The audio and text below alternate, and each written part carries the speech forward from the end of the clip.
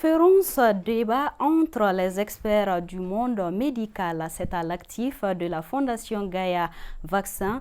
L'objectif est d'expliquer aux praticiens de la santé l'importance de la télémédecine, surtout en période de crise. L'initiative est soutenue par l'ambassade des États-Unis au Mali. Fatou Diaby. Dans un monde en pleine mutation numérique, il est plus que nécessaire de se conformer au TIC dans quelques domaines que ce soit. Ainsi, experts maliens et américains du monde médical se rencontrent afin de se donner des idées sur la télémédecine chez nous au Mali.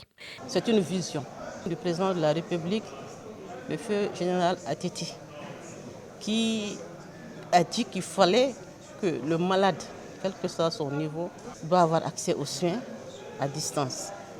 Donc la Covid-19 nous a montré que cette télémédecine est encore très importante, elle a sa place. Et la rencontre d'aujourd'hui, c'est l'échange entre les experts maliens et les experts des États-Unis sur la télémédecine. Voir ce qui a été fait, comment on peut améliorer. C'est quelque chose qui existe depuis très longtemps, depuis 2008 au Mali, depuis 2008 aux États-Unis et même avant, mais on n'avait pas vraiment un système en place pour l'utiliser. Pendant Covid, on a mis les systèmes en place aux États-Unis et j'ai vu qu'il y avait aussi besoin au Mali. J'ai contacté les experts ici, le professeur Bagayoko, et lui nous a aidé à faire un projet pilote à Lassakomsi, Lassakoba, dans la commune 1, et c'était un grand succès. Et les patients et les médecins étaient contents de ce projet. Les praticiens restent convaincus de la bonne marche de la télémédecine si chacun y met du sien. Si on arrive à s'asseoir et à parler le même langage, à uniformiser les plateformes, je pense que c'est une très bonne situation.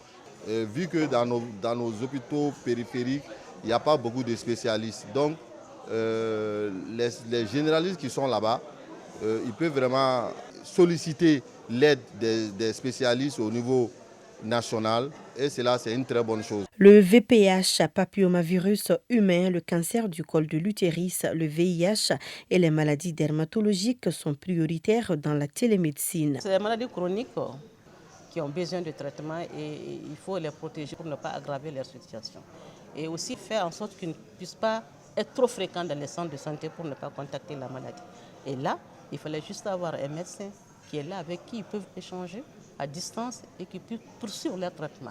Voilà, c'est pourquoi ces maladies ont été choisies. Mais la liste, vraiment, elle n'est pas fermée. D'autres types de maladies peuvent intégrer la télémédecine. Le corps médical malien espère et compte sur la pérennisation de cette autre façon de la pratique médicale afin d'être en phase avec le monde du numérique.